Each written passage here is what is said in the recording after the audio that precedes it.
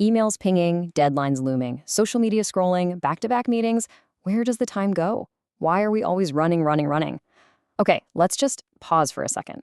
Welcome to This Explainer. Today, we're stepping right out of that noise. We're taking a deliberate, structured look at what we call the outer journey, basically finding genuine calm and purpose in a world that absolutely refuses to slow down. And we're drawing directly on the profound teachings of Zen Buddhist teacher Haemin Sunim to do it. So, let's dive right into this core dilemma that honestly plagues pretty much all of us, professionals and students alike. Why am I so busy? It's a question that sets the perfect stage for our journey today. We're going to map out a path from our immediate day-to-day stressors all the way to uncovering our overarching life purpose. Because look, we constantly feel like we're drowning in tasks, right? But we really have to ask ourselves, is the world actually that busy, or is it our minds that are relentlessly busy? Before we answer that, let's actually take a moment to breathe. Seriously, just take a second. Let this serene artwork act as a visual and mental deep breath before we tackle the whole illusion of busyness.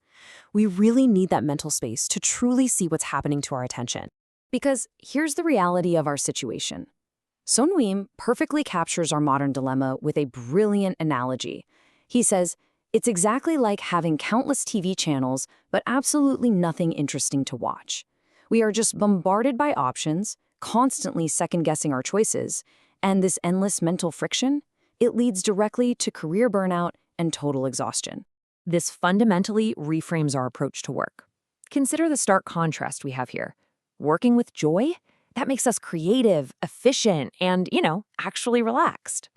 On the flip side, working driven solely by stress is joyless, it's nonstop, and it practically guarantees quick burnout. If you want a long, sustainable career, you absolutely cannot treat it simply as a joyless task driven by anxiety. You have to actively cultivate joy. But, our work habits are really only one part of the equation. Let's transition outward from our immediate desks to Section 1, Navigating Relationships. This is all about how our internal state actively shapes our external world. Because the truth is, you simply cannot find your true calling if your relationships are just this source of constant friction. A core Zen concept maps this out so clearly. Our feelings literally dictate our reality. As you can see, if you have a joyful and compassionate mind, you're going to see a joyful world. But if your mind is filled with negative thoughts, the world appears hostile and negative. This is such a powerful reminder that when you feel completely overwhelmed and busy, you are not powerless. Change the internal lens, and you literally change the external world you experience. Of course, human psychology is endlessly complex, and sometimes our interactions are, just baffling. Sun Emmett shares a highly amusing anecdote about this. Back when he was in elementary school, there was this tall girl who constantly made fun of him. It bothered him deeply until he realized much later it was actually a crush. She was doing it simply to get his attention. It proves that anger for no reason or unwarranted friction is often just a masked cry for connection. So, how do we actually maintain good, healthy relationships? First off, accept that you simply cannot control how others feel. You just can't. Second, if someone dislikes you, let them have their opinion and just move on. Third, look beyond social markers. Sunim notes how he constantly has to check his own ego when young boys run up to him and ask if he knows kung fu. It's a hilarious but really vital reminder for him not to reduce people to their backgrounds, and that absolutely anyone, even a kid asking about martial arts, can be your spiritual teacher. Now, let's move into what is arguably the most emotionally demanding part of our outer journey. Section 2, the journey of forgiveness, freeing yourself from emotional bondage. This is all about learning how to handle the heavy stuff. The people who've betrayed you, stolen from you, or stabbed you in the back and then acted like absolutely nothing happened. The crucial point here is this super counterintuitive reframe. Forgiveness is an act of self-preservation. It is absolutely not a gift given because the transgressor deserves it or because they are only human. No, you forgive to survive. You forgive so that you can be free, so you can be happy, and so you can actually go on living your life without that massive emotional anchor weighing you down. But let's be honest, it isn't easy. It feels deeply unjust. But just allow those feelings to surface. Look at the warmth of this sunset image. You need to treat your tears and your bitterness kindly. Give yourself the space to digest the heavy emotional weight of letting go. You really have to honor those feelings before you can ever release them. And once you've found a bit of calm, I want you to ask yourself this question. Can you look beneath the aggressor's mask? Can you compassionately observe the fear, the insecurity, the profound shame, and the loneliness that's hiding beneath someone else's violence or betrayal? We definitely don't do this to excuse them. We do this because observing them compassionately helps us uncover our own inner witness, which is really the ultimate source of our own freedom and healing. Having cleared that emotional debris, we're going to culminate the outer journey by zooming all the way out to our overarching life trajectory. Section 3, Finding Your True Calling.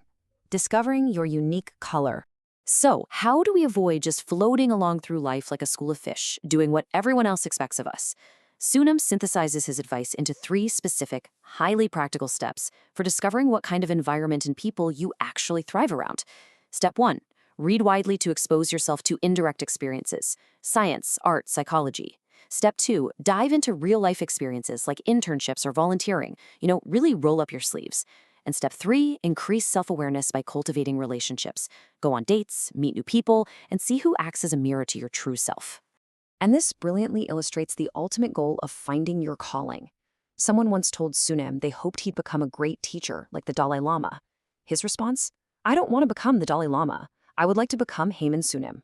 I love that. Standing by your convictions and becoming a trendsetter is the real goal here, rather than just passively copying someone else's path. Now, here's a magical number for your goals, 10. Sunam explains that absolutely every significant accomplishment traces back to a single thought. If you have a modest dream, do not keep it to yourself. Speak it out loud. Talk to others about it.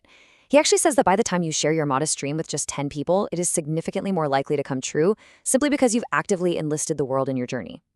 Speaking of the world, this brings our thematic journey full circle. The whole universe is in us. Everything around us is so deeply interconnected. Sunam points out that everything from the delivery truck, to the gas, to the cashier's smile, to a mother's love in preparing a meal, they're all connected elements. We depend on each other, and therefore, we literally contain that entire vibrant universe within ourselves. But you have to value yourself first. Let the idea of reaching out into the starry night remind you to never cede the power of making decisions about your own life. Some people vaguely say, oh, I'll have whatever, and just let others dictate their path. And that's exactly how charismatic leaders take advantage. You are the owner of your life. Make your own choices. Which brings us to our final provocative question. Are you ready to awaken to your true self? The great Zen master Kyung Bong once said that those who haven't realized their true self live like the blind, unintentionally scratching someone else's leg. Stop scratching someone else's leg. Ask yourself today if you are ready to find your own path, embrace your unique color, and purposefully step into your own life. Thank you so much for joining me for this explainer. Keep learning and keep growing.